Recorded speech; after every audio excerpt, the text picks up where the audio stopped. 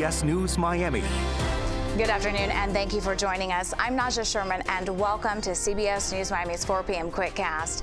Let's take a look at today's top stories. Always alerting, always tracking. This is Next Weather. And taking a live look outside, it is a beautiful day across South Florida, but we are keeping our eyes on the tropics.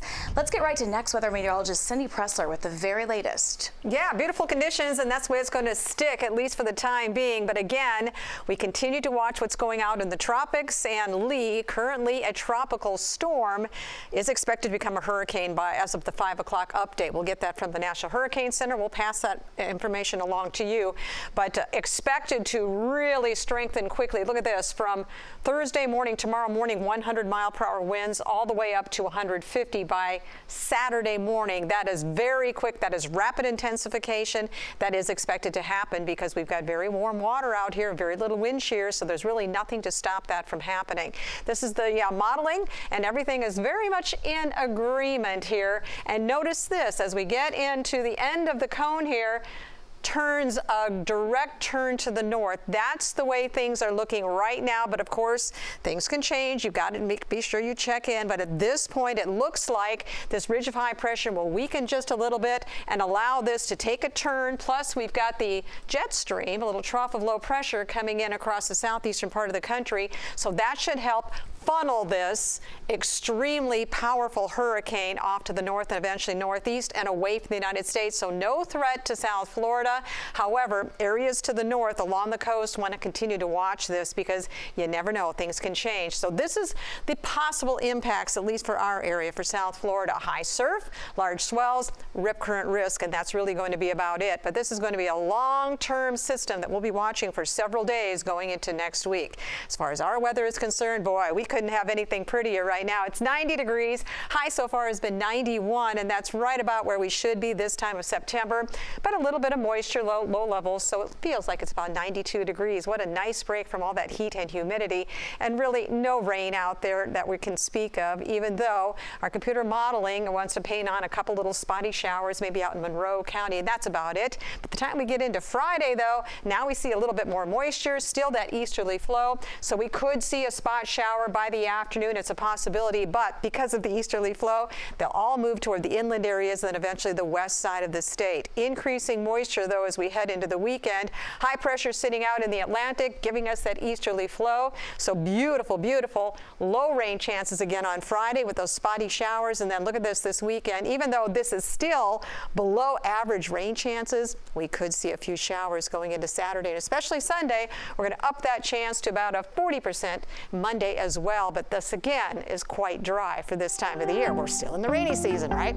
Here's your forecast. High tomorrow should be about the same as today, 91 degrees. We're looking at about a 10% chance for a spotty shower, and I think Friday will be our better chance. We'll push that up to a 20% chance. Now here's the weekend looking good.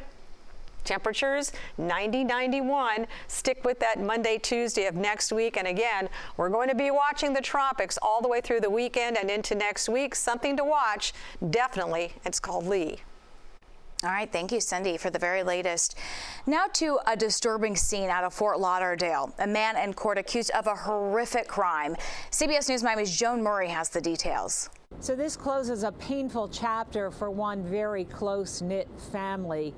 Cassandra's Blank was sentenced to 3 life terms in prison for murdering his pregnant wife, Martine Bernard, and her father, Roosevelt Bernard, 5 years ago in Hollywood.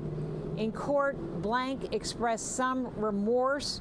By pleading guilty to these murders, he essentially avoided the death penalty, but he will never see the light of day. The family said that they did not fully accept his apology, and they are still coping with immense grief over the death of Martine Bernard and her father, Roosevelt Bernard, who were murdered 5 years ago. At the Broward County Courthouse, Joan Murray, CBS News, Miami.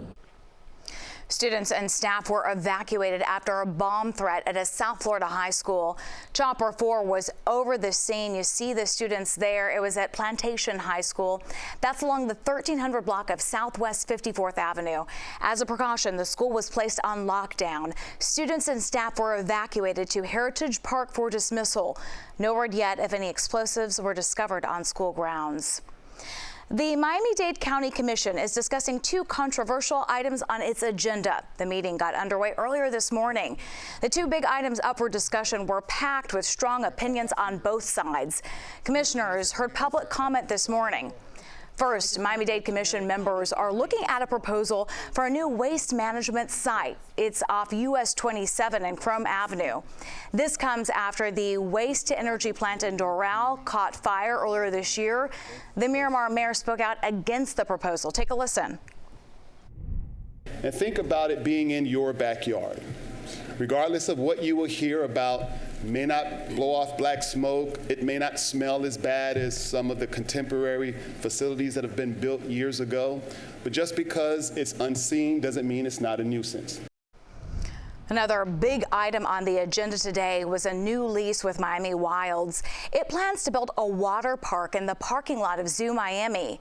Ron McGill and several environmental groups say the park will put several endangered species at risk. Commissioners deferred the item until September 19th. We have a crew covering the meeting and will bring you more details on air and online at cbsmiami.com. Pembroke Pines police are searching for the shooter who took aim at a 17-year-old and two of his siblings. The victim's family says the 17-year-old got off his school bus and then walked home. He met his older brother and sister in the parking lot at their gated apartment complex. A silver car pulled up soon after. The older brother recognized someone inside and told his siblings to go upstairs. Moments later, someone in that car opened fire. The 17-year-old boy was shot in the thigh. His 23-year-old sister shot in the foot. Their 21-year-old brother escaped without injury. When we come back, extreme weather, what the United Nations just revealed about the last 3 months, plus the dire warning for everyone. Stay with us.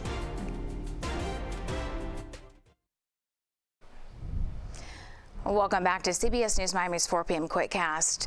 A 13-year-old was allegedly called the Nword by a black teacher at his Homestead school.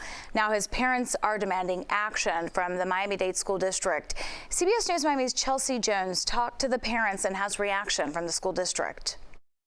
Here on the campus of Coconut Palm K-8 Academy, a 7th grader who simply asked a question in class was allegedly answered with a racial slur. Her response was, yes, Nword. Anita Richardson and her husband Johnny tell me their 13-year-old, who we will not be identifying for this report, was instantly shocked. He told me himself off camera. You know, he's bothered by it. He was embarrassed. She said in front of the whole class. My child said, he told her, Miss, that's a curse word. She said, well, where I'm from, which is Jamaica, she's from Jamaica. She said with kids or people with dreadlocks like his, they called them the N-word. So Anita reached out to the principal. She wanted her son removed from the teacher's class and the teacher reprimanded. But in a conference with the principal, she says she was told it couldn't happen. That's very inappropriate. Like, you should be encouraging them not to say the N-word. We reached out to the district. They gave us this statement that reads they are aware and the behavior won't be tolerated. It goes on to say, upon learning about the incident, the employee in question was temporarily reassigned, pending the results of an investigation. My son had to go back to her class. So he went back to her class. The only thing she did was ask him his name. Like she didn't know him. Like she didn't know who he was. Not, I'm sorry. Let me try to figure this out. The Richardsons want accountability. They say the teacher has apologized to them, but not their son. So I would like to see her removed from the school. I just feel like she needs to be evaluated more. Chelsea Jones, CBS News, Miami. The Richardsons say if nothing is done, they are planning to remove their child from the school. We asked for a clarification about the teacher's reassignment, but have not received an answer from the district. Does it feel like it has been hotter than ever? Well, you are not wrong. The United Nations Weather Agency announced this morning Earth just had its hottest 3 months on record. It also warned, quote, climate breakdown has begun. Today's news comes as the heat wave blankets much of the country. CBS News Miami's Christina Ruffini has more. Students heading back to school may have wished for an endless summer, but now they're dealing with seemingly endless heat. They can still have heat stroke. It's hot right now, and it's 11 o'clock. In Detroit, Jamia Bray and Javon Adams had to scramble their schedules to pick up their kids after schools closed early for the day. Knowing that they don't have any AC, from what I heard, it's just terrible to have the kids in those kind of conditions.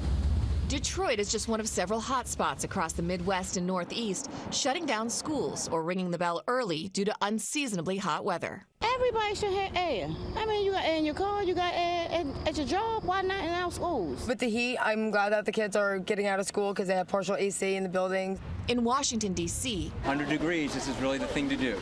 Jeremy Scher and his kids threw in the towel and hit the pool after half a day of class. Public pools in the nation's capital usually close after Labor Day, but this year they're staying open later for a few extra laps. It's like 98 degrees in September. I'm pretty sure that's not good.